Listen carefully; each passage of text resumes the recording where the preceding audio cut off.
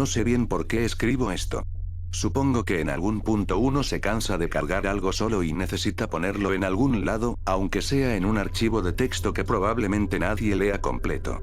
No voy a pedirte que me creas. Ni siquiera sé si yo mismo, todos estos años después, termino de creerlo del todo. Solo puedo contarte lo que pasó, en el orden en que pasó, y dejar que decidas qué hacer con eso. Me llamo Mateo. Tengo 31 años.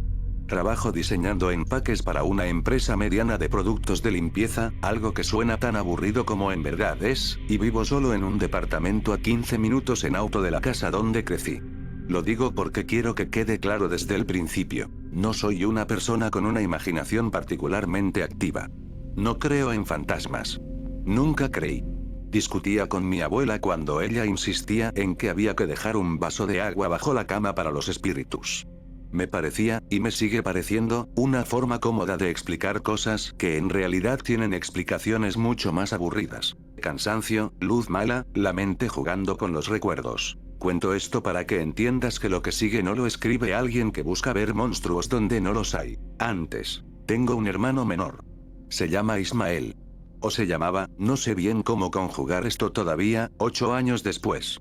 Nos llevamos 4 años, lo suficiente para que de chicos casi no jugáramos juntos y lo suficiente también para que, ya de grandes, esa distancia se hiciera algo más parecido a una amistad que a la rivalidad típica entre hermanos. Ismael era, si tengo que resumirlo en una palabra, fácil. Fácil de querer, fácil de perdonar, fácil de convencer para cualquier plan improvisado un viernes a la noche. Tenía ese tipo de carisma que no se aprende, que simplemente se tiene o no se tiene, y que a mí, honestamente, siempre me costó un poco. Yo era el hijo responsable, el que entregaba las tareas a tiempo, el que llamaba a mamá los domingos aunque no tuviera ganas. Ismael era el que llegaba tarde a todo y aún así todos terminaban riéndose con él en la puerta. No voy a fingir que eso nunca me generó nada. Sería mentira. Hay una envidia pequeña y silenciosa que uno puede cargar toda la vida hacia un hermano menor sin que eso signifique que no lo quiere. Yo quería a Ismael. Pero también, en el fondo, durante años, sentí que a mí me tocaba ganarme el cariño de mis padres a fuerza de esfuerzo, y a él simplemente se lo regalaban. Esto va a importar más adelante. Lo digo ahora para que no parezca que lo meto después para justificar algo. Tengo un recuerdo muy claro de cuando Ismael tenía 10 años y yo 14. Era invierno, se había ido la luz en todo el barrio por una tormenta, y mis padres todavía no volvían del trabajo. Nos quedamos los dos solos en la cocina, a oscuras, con una sola vela encendida sobre la mesa, y en vez de tener miedo, como cualquier chico de esa edad, Ismael se puso a inventar una historia sobre la vela, diciendo que si la mirábamos fijo el tiempo suficiente sin parpadear, íbamos a poder ver el otro lado de la llama. Nos quedamos ahí, los dos, mirando esa vela como tontos durante 15 minutos, hasta que a él se le cerraron los ojos del cansancio y se quedó dormido con la cabeza apoyada en la mesa. Yo lo tapé con mi campera y me quedé despierto, cuidando que la vela no se apagara, hasta que mis padres llegaron. No cuento esto porque tenga que ver directamente con lo que pasó después. Lo cuento porque quiero que quien lea esto entienda que Ismael, para mí, antes que cualquier otra cosa, era esa imagen. Un chico con demasiada imaginación y ninguna maldad, que inventaba juegos de la nada y confiaba en que el mundo, en general, era un lugar razonablemente seguro. Eso es lo que se supone que uno tiene que recordar de un hermano. No lo que pasó en ese pasillo, años después. Pero la memoria no funciona así de prolijo. Ahora, cuando pienso en Ismael, las dos imágenes se superponen, la de la vela y la del marco de la puerta, y ya no sé cuál de las dos es más real. Mis padres, para ser justos, no lo malcriaron tanto como a veces yo sentía en su momento. Simplemente tenían menos miedo con él del que habían tenido conmigo, el error de práctica que cometen la mayoría de los padres primerizos y que ya corrigen para cuando llega el segundo hijo. Entendí eso recién de adulto, demasiado tarde como para que me sirviera de algo con lo que había sentido de chico. Ismael estudiaba biología en la universidad, le apasionaba todo lo que tuviera que ver con estar afuera. Acampar, pescar, caminar horas por un sendero sin ningún propósito más que ver qué había al final.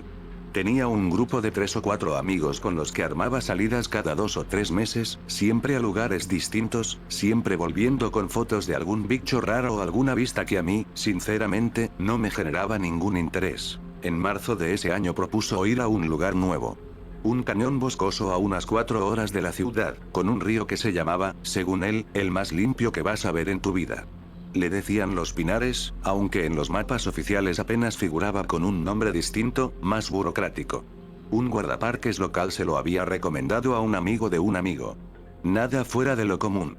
Ese tipo de recomendaciones informales que terminan siendo el mejor o el peor fin de semana de tu vida. La noche antes de que se fuera, discutimos. No fue nada grave, al menos no en ese momento. Habíamos quedado en almorzar los cuatro, mis padres, Ismael y yo, y él canceló a último momento porque tenía que terminar de armar el bolso. Mi mamá se puso mal, no lo dijo pero se le notó, y yo terminé llamándolo para decirle que por lo menos avisara con tiempo la próxima vez, que no todo giraba alrededor de sus planes. Él se rió. Me dijo que yo siempre encontraba la forma de convertir cualquier cosa en un reclamo. Y yo, no sé bien por qué, en ese momento sentí que algo se me subía a la garganta, algo que llevaba guardado hacía años, y le dije que a él nunca le costó nada, que siempre alguien más se encargaba de arreglar lo que él dejaba tirado, que ojalá alguna vez tuviera que hacerse cargo de algo solo, sin que nadie lo estuviera esperando con los brazos abiertos. Se quedó callado un segundo. Después me dijo, con esa voz que usaba cuando en realidad sí le dolía algo pero no quería demostrarlo, que qué bueno que yo tenía todo tan resuelto en mi cabeza. Y cortó. No hablamos más esa noche. Al otro día se fue a las 6 de la mañana con sus amigos. No lo llamé para despedirme. La desaparición. El domingo a la tarde, cuando estaba previsto que volvieran, mi mamá me escribió preguntando si sabía algo de Ismael, porque no contestaba los mensajes. Le dije que capaz se había quedado sin batería, que no se preocupara.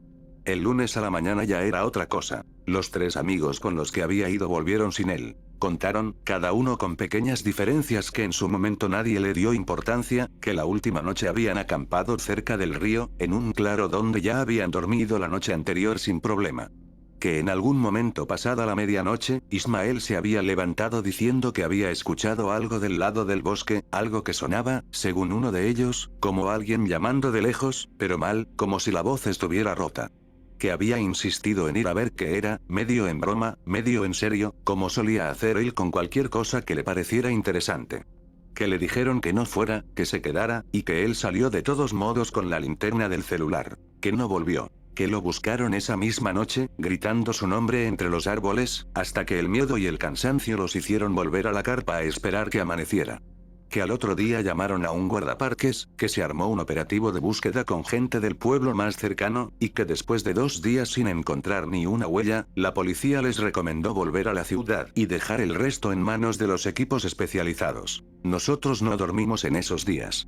No voy a describir eso en detalle porque no hace falta, cualquiera que haya pasado por algo parecido sabe exactamente de qué se trata. Ese estado de alerta constante, la casa llena de gente que no sabe qué decir, mi mamá revisando el teléfono cada 2 minutos, mi papá afuera, fumando, algo que no hacía desde hacía 15 años. Yo no le dije a nadie lo de la discusión. No podía. Cada vez que alguien mencionaba a Ismael sentía que esa frase, ojalá alguna vez tuvieras que hacerte cargo de algo solo, me daba vueltas en la cabeza como si yo mismo la hubiera invocado. Al 6.º día, un camionero lo encontró caminando por la banquina de una ruta provincial, a unos 20 kilómetros del cañón. Descalzo. Sin la mochila, sin la linterna, con la misma ropa con la que había salido esa noche pero, según contaron después los médicos, sorprendentemente limpia para haber pasado casi una semana en el monte. El regreso. Lo primero raro, aunque en ese momento nadie lo consideró raro sino apenas una suerte enorme, fue el estado físico en el que llegó al hospital. Sin signos de deshidratación sería. Sin heridas más allá de algunos rasguños superficiales en los tobillos. El médico que lo revisó le dijo a mi mamá, casi disculpándose por no tener una explicación mejor, que el cuerpo humano a veces reacciona de maneras que la medicina todavía no logra entender del todo en situaciones de estrés extremo. Ismael no recordaba casi nada. Decía que se acordaba de haber entrado al bosque esa noche, de haber visto algo entre los árboles, que en su relato cambiaba cada vez que lo contaba, una luz, una sombra, una vez incluso dijo una persona parada, quieta, mirando para el otro lado, y después nada. Un salto directo hasta el momento en que se despertó en la banquina de la ruta, de día, sin saber cuánto tiempo había pasado. Los primeros días en casa fueron, lo puedo decir con total honestidad, de los más felices que recuerdo en mucho tiempo. Había una sensación de alivio tan grande, dando vueltas por toda la casa, que cualquier cosa rara quedaba automáticamente perdonada, justificada, guardada en la categoría de lógico, después de lo que pasó. Por eso, al principio, nadie le dio importancia a los pequeños cambios. Que Ismael, que toda su vida había sido zurdo, agarrara el tenedor con la derecha. Que lo corrigieran, entre risas, che, te acostumbraste a algo raro allá en el monte, y que él se corrigiera también, con una sonrisa, y cambiara de mano. Que el perro, Rocco, un labrador de 7 años que dormía todas las noches enroscado a los pies de la cama de Ismael desde que era cachorro, se negara ahora a entrar a su habitación.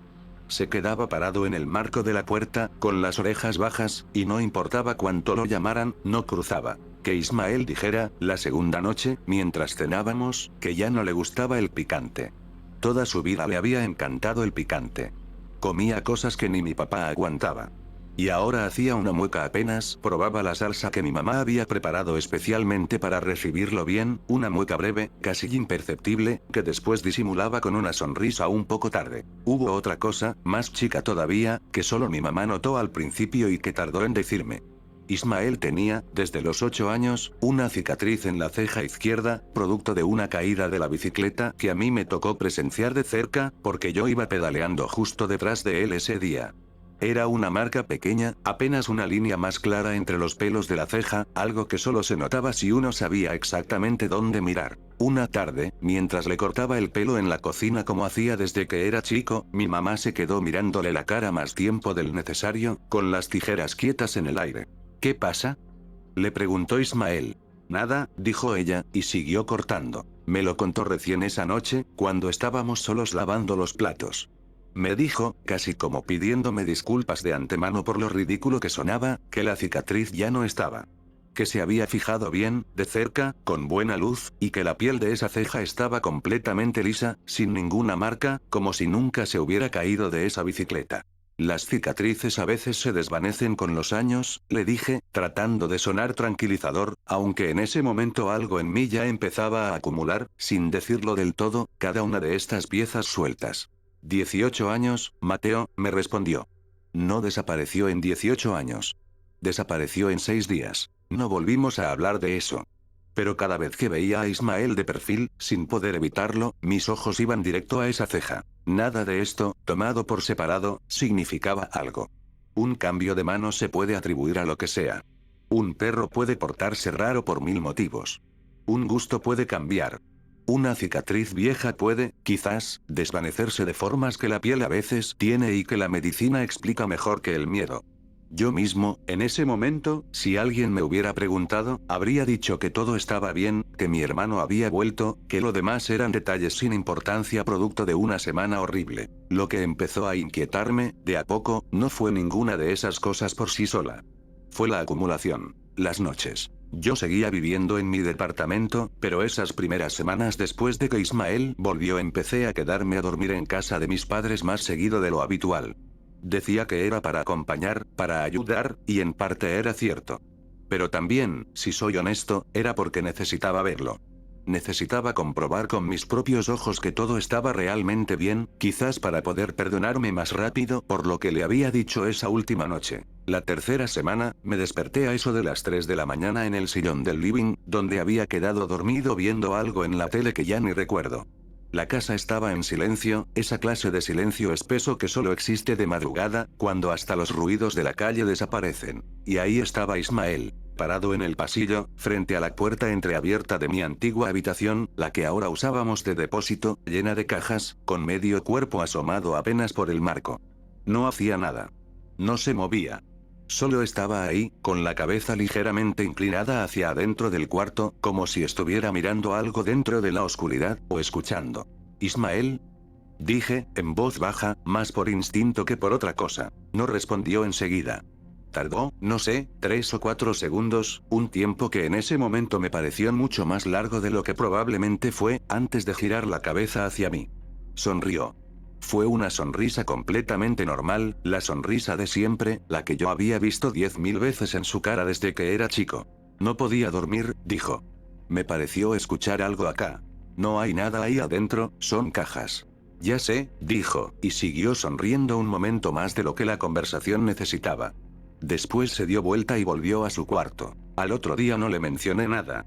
Me pareció una tontería, algo que se explicaba solo con estaba medio dormido, todavía se está reacomodando, es normal después de lo que vivió. Y en ese momento, honestamente, así lo sentí. Pero unos días después volví a verlo. Y la vez siguiente. Siempre de madrugada, siempre en algún marco de puerta, la mitad del cuerpo adentro del cuarto donde fuera, la mitad afuera, quieto, como esperando algo, o como observando algo que yo no lograba ver desde donde estaba. Empecé, sin decírselo a nadie, a prestarle más atención de la que debería a mi propio hermano. Lo que Camila me contó. Camila era la novia de Ismael desde hacía casi 2 años. No había ido al viaje, tenía trabajo esa semana, y durante toda la búsqueda había estado casi tan destruida como mis padres. Cuando Ismael volvió, al principio parecía la más aliviada de todos. Pero un mes después, un mes exacto, me llamó a mí. No a mis padres. A mí. Nos juntamos en un bar cerca de mi trabajo. La noté nerviosa antes de que dijera una sola palabra, con esa forma de sostener la taza de café con las 2 manos que tiene la gente cuando busca algo a lo que aferrarse mientras habla. Necesito contarte algo y no sé si me vas a creer, me dijo.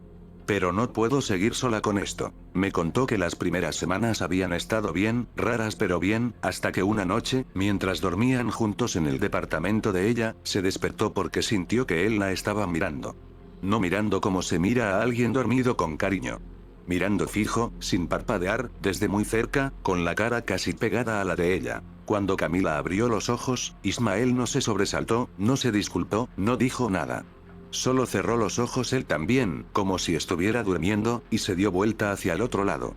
Le pregunté al otro día si se acordaba, me dijo. Me dijo que no. Y le creí, en ese momento le creí. Pero después empezó a pasar seguido. Y una vez, hará 2 semanas, me desperté y no estaba en la cama. Lo encontré parado en la puerta del baño, mirando adentro, con la luz apagada. ¿Y? Le pregunté, aunque ya sabía que la respuesta no me iba a gustar. Y cuando le pregunté qué hacía, me dijo una cosa que no le encontré sentido. Me dijo, estoy viendo si todavía cabe.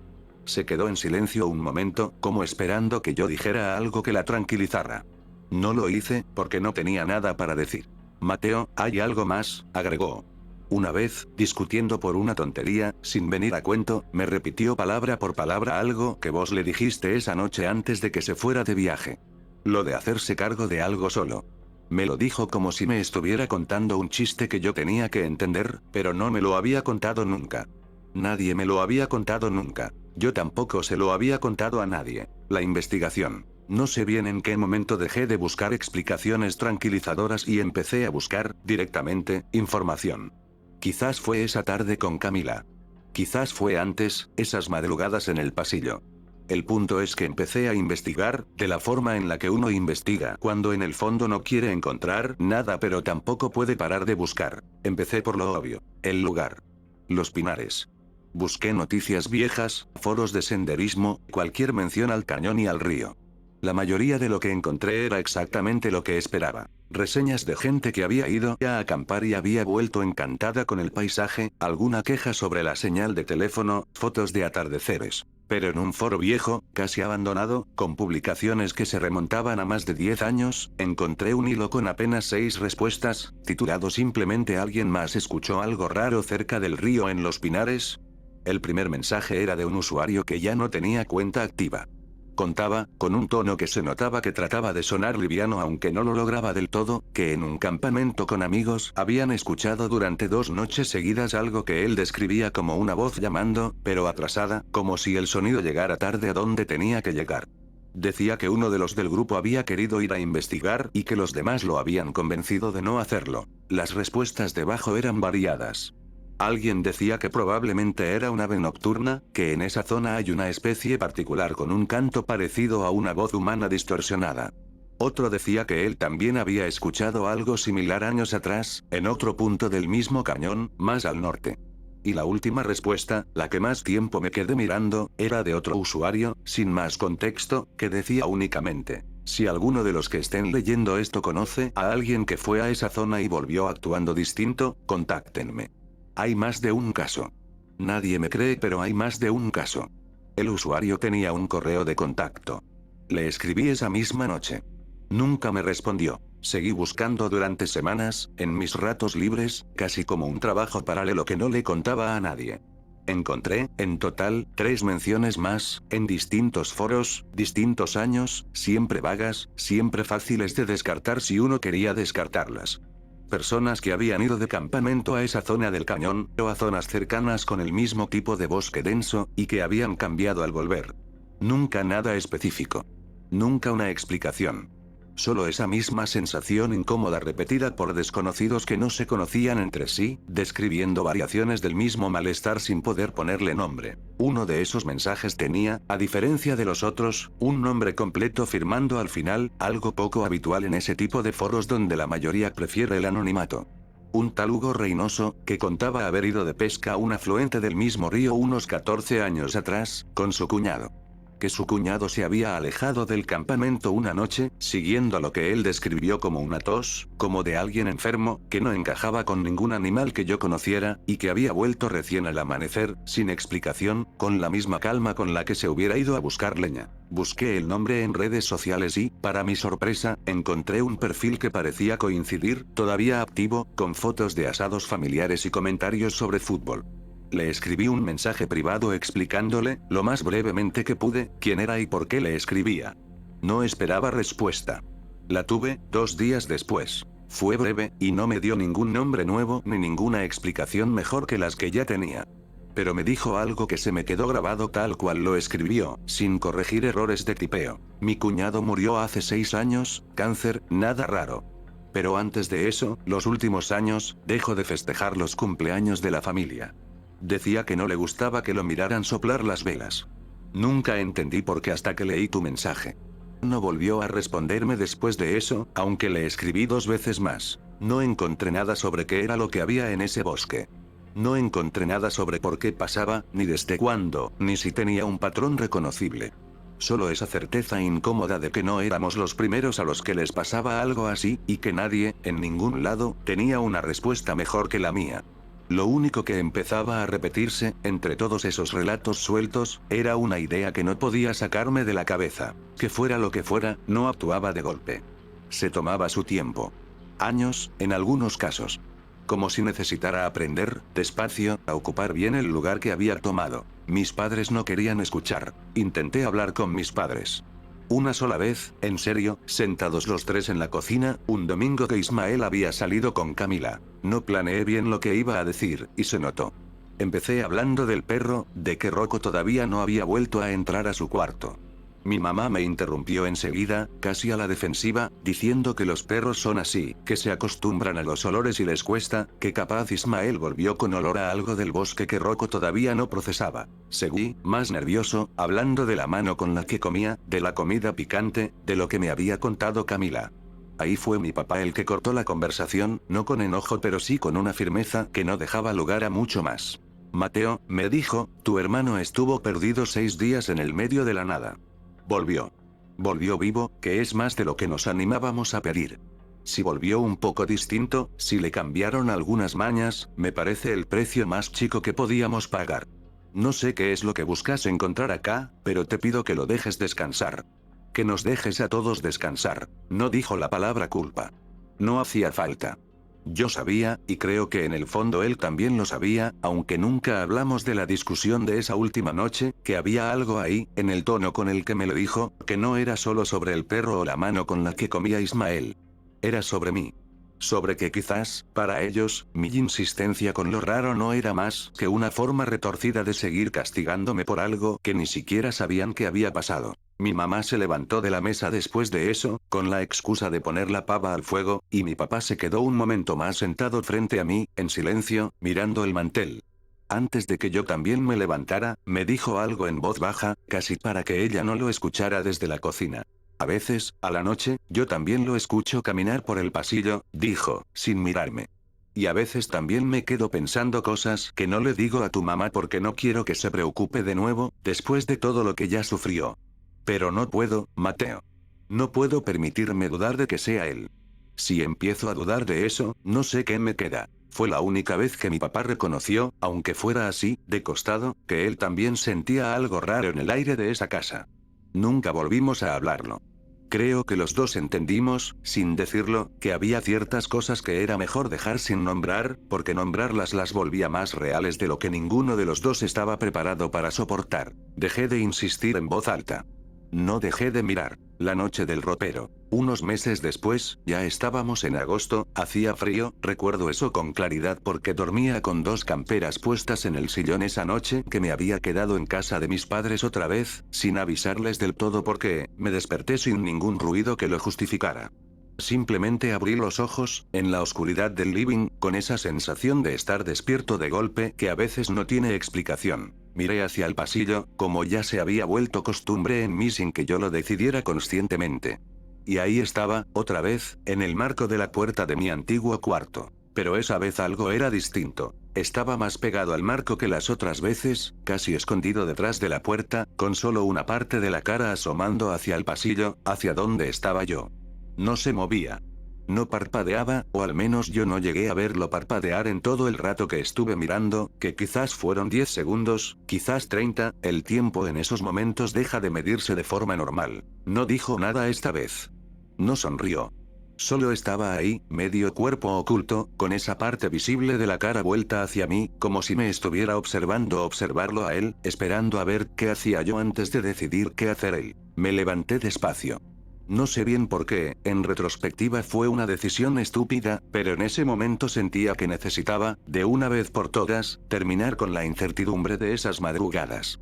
Caminé hacia el pasillo. Cuando llegué a la altura de la puerta, ya no estaba. La habitación, el depósito, lleno de cajas viejas y algún mueble en desuso, estaba completamente vacía, tal como debía estar. Ninguna ventana abierta. Ninguna otra salida. Me quedé parado ahí un rato largo, con la luz del pasillo entrando apenas, sintiendo el frío del piso a través de las medias, hasta que escuché, desde el otro extremo de la casa, la puerta del cuarto de Ismael cerrarse suavemente. No fui a golpear. No sé qué le hubiera dicho, y sobre todo, no sé qué hubiera hecho si él me abría la puerta con total normalidad, con cara de recién despertado, preguntándome qué me pasaba. Hubo una noche más, unas semanas después de esa, en la que sí llegué a hacer algo distinto. Me había despertado otra vez con esa misma sensación de alerta sin causa aparente, y esta vez, en lugar de levantarme, agarré el celular que tenía a mano en el sillón y, con el corazón latiéndome de una forma que no me gustó nada, saqué una foto hacia el pasillo, sin flash, apenas con la poca luz que entraba de la calle por una ventana. No vi nada raro en el momento. La pantalla del teléfono, chica y con poca definición en la oscuridad, no mostraba más que sombras. Recién al otro día, ya en mi departamento, mirando la foto ampliada en la computadora, la vi. En el margen izquierdo de la imagen, apenas asomado por el borde de la puerta de mi antiguo cuarto, había algo pálido, borroso por el movimiento o por la poca luz, con una forma que a esa distancia y esa resolución cualquiera podría descartar como un truco de sombras, un reflejo, un error de la cámara. Pero yo sabía lo que había visto esa noche con mis propios ojos antes de sacar la foto, y sabía también, con una certeza incómoda, que la forma que se veía ahí coincidía exactamente con la altura y la postura de una cabeza asomándose apenas, con el resto del cuerpo escondido detrás de la madera. Guardé esa foto en una carpeta que después borré varias veces y volví a recuperar otras tantas, sin decidirme nunca del todo a deshacerme de ella para siempre. Nunca se la mostré a nadie. Sé exactamente lo que alguien de afuera vería si la mirara sin todo el contexto que yo tengo. Una mancha clara en una foto oscura, nada más. Pero yo no puedo verla así. Yo la miro y veo, cada vez, esa misma pregunta sin responder mirándome de vuelta desde el borde de una puerta que debería estar vacía. Volví al sillón esa noche del teléfono, y las noches siguientes también. No dormí bien ninguna de ellas. Lo que dijo cuando le pregunté directamente. Pasaron varias semanas más antes de que juntara el valor, o quizás la desesperación, para hablar con él directamente. Fue un miércoles cualquiera, los dos solos en la cocina de mis padres mientras ellos habían salido a hacer trámites. Estaba tomando mate, apoyado contra la mesada, con esa postura relajada que siempre tuvo, tan parecida a la de siempre que por momentos yo mismo dudaba de todo lo que había estado pensando los meses anteriores. Necesito preguntarte algo, le dije, y quiero que me respondas en serio. Me miró, curioso, sin ninguna tensión visible. Dale. ¿Qué pasó esa noche en el bosque? Lo que de verdad pasó. No lo que le contaste a la policía. Se quedó callado un momento, dio vuelta la bombilla del mate sin necesidad, un gesto que reconocí perfectamente, algo que hacía desde chico cuando estaba pensando qué decir. Ya te lo conté, dijo finalmente. Escuché algo, fui a ver, y después nada. ¿Por qué te quedas parado en las puertas de noche? Eso lo agarró desprevenido. Vi algo cruzarle la cara, algo muy breve, no puedo describirlo como miedo ni como sorpresa exactamente, más bien como el gesto de alguien a quien le preguntan por un hábito que ni siquiera sabía que otra persona había notado. No sé de qué hablas. Camila me contó. Yo te vi, Ismael. Varias veces. Parado en los marcos de las puertas, de madrugada, sin hacer nada. Dejó el mate sobre la mesada. Por primera vez desde que había vuelto, lo vi genuinamente incómodo, buscando algo que decir y sin encontrarlo con la soltura habitual. A veces no puedo dormir bien, dijo, despacio. Y cuando eso pasa, me quedo ahí, en la puerta, viendo si adentro se siente distinto que afuera. ¿Distinto cómo?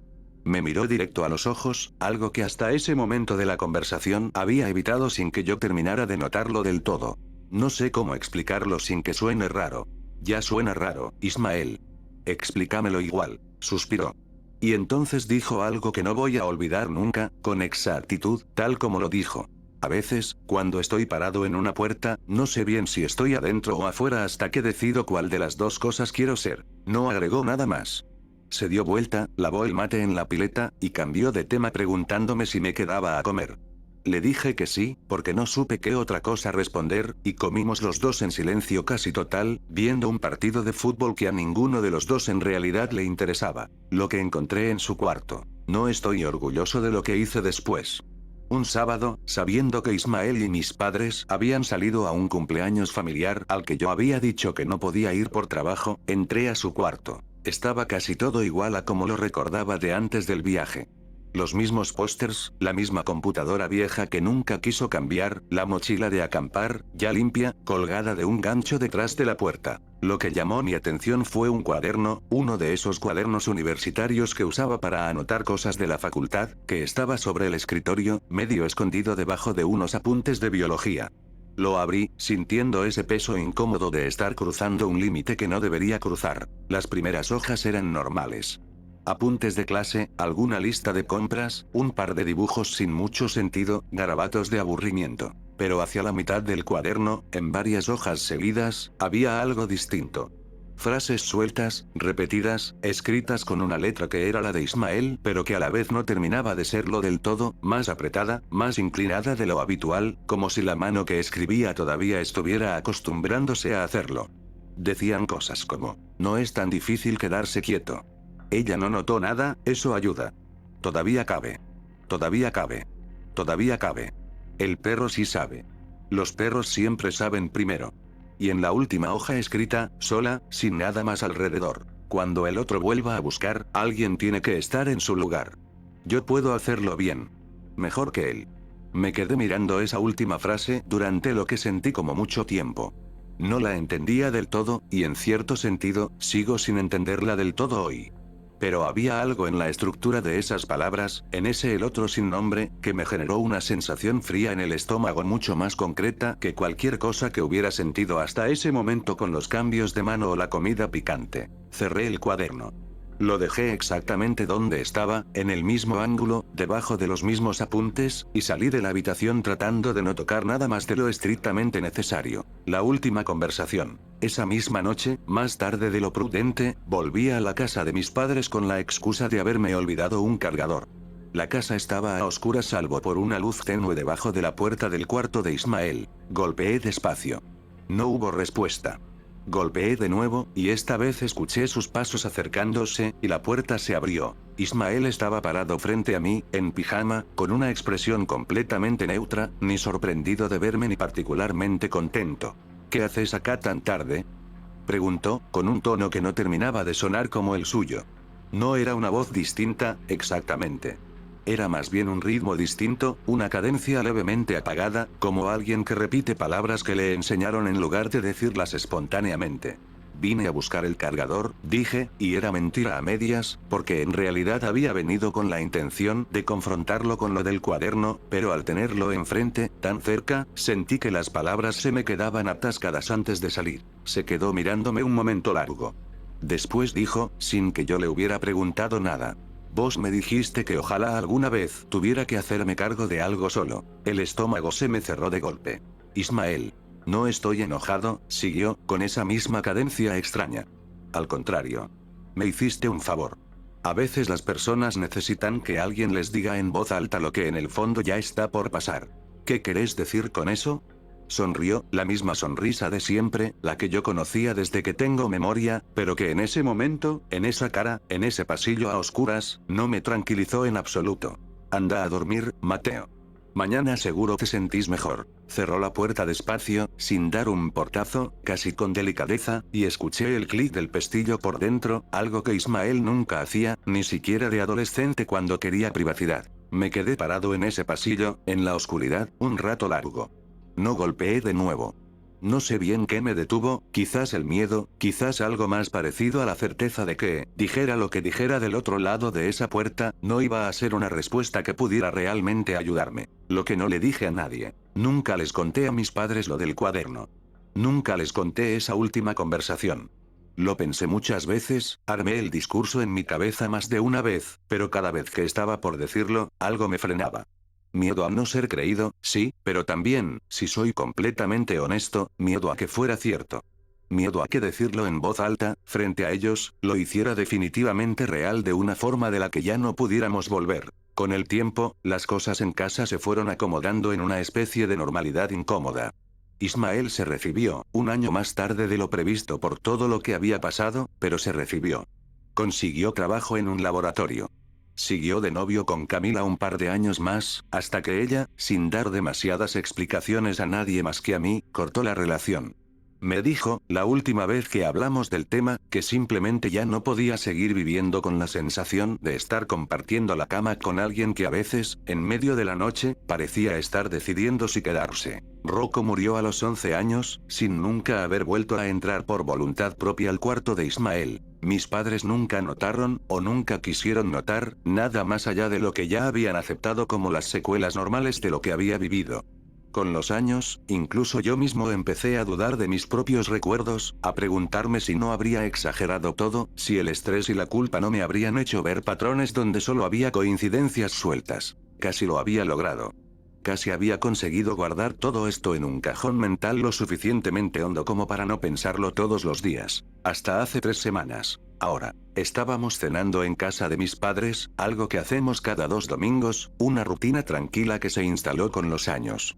Ismael estaba contando alguna anécdota del trabajo, algo sobre un compañero, y en un momento, sin venir a cuento con nada de lo que se estaba hablando, se quedó callado a mitad de una frase. Miró hacia la puerta de la cocina, que estaba entreabierta, dando al pasillo oscuro que lleva a los dormitorios. Se quedó así, quieto, con la mirada fija en ese pasillo, durante varios segundos que a nadie más parecieron incomodar, porque todos siguieron hablando de otra cosa, ajenos a lo que yo estaba viendo. Después volvió a mirarnos, retomó la anécdota exactamente donde la había dejado, como si nada hubiera pasado. Yo no pude seguir comiendo. Esa noche, ya en mi departamento, no logré dormir.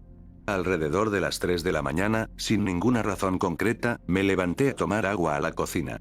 Y al pasar frente al pasillo que lleva a mi habitación, con la luz apagada, me pareció ver, apenas un instante, una silueta asomada por el marco de mi propia puerta, mirando hacia adentro del cuarto vacío. Cuando encendí la luz, no había nada. No sé si fue mi mente jugándome una mala pasada después de todos estos años cargando esto en silencio. No sé si Ismael, mi hermano, el mismo que se fue a acampar aquel viernes de marzo, alguna vez volvió realmente del todo.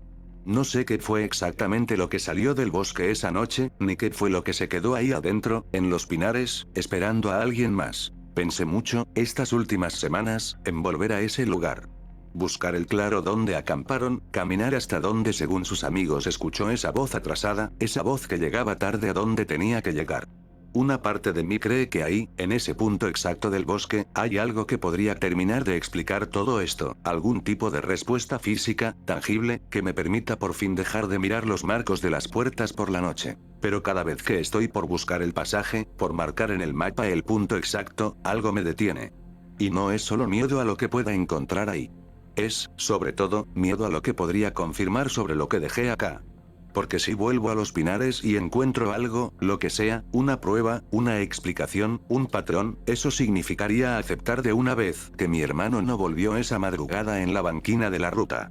Que lo que compartió la mesa conmigo en cientos de domingos desde entonces, lo que aprendió a querer el fútbol otra vez, lo que se recibió y trabajó y se enamoró y se desenamoró, no era Ismael terminando de reconstruirse después de un trauma, sino otra cosa aprendiendo, con una paciencia que ningún ser humano tiene, a parecerse cada vez más a él. Y si no vuelvo, si me quedo con la duda para siempre, entonces puedo seguir yendo a esas cenas de los domingos.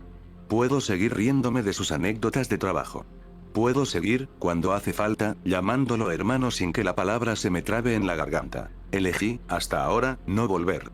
No sé si eso me convierte en un cobarde o simplemente en alguien que aprendió, a fuerza de la peor manera posible, que hay preguntas que uno no siempre tiene la obligación de responder. Lo único que sé, con una certeza que no puedo explicar del todo pero que tampoco puedo ignorar, es que cada tanto, en la oscuridad de algún pasillo, en casa de mis padres o en la mía, alguien se queda parado en el marco de una puerta, con medio cuerpo adentro y medio afuera, decidiendo, en silencio, cuál de las dos cosas quiere ser esta vez. Y hasta el día de hoy, cada vez que veo esa silueta pálida asomándose apenas por el borde de una puerta entornada, quieta, mirando hacia la oscuridad de un cuarto vacío como si todavía estuviera decidiendo si entrar, no sé si tengo que llamarla por su nombre. A veces, antes de apagar la luz del todo, me quedo mirando ese hueco entre la puerta y el marco un segundo de más.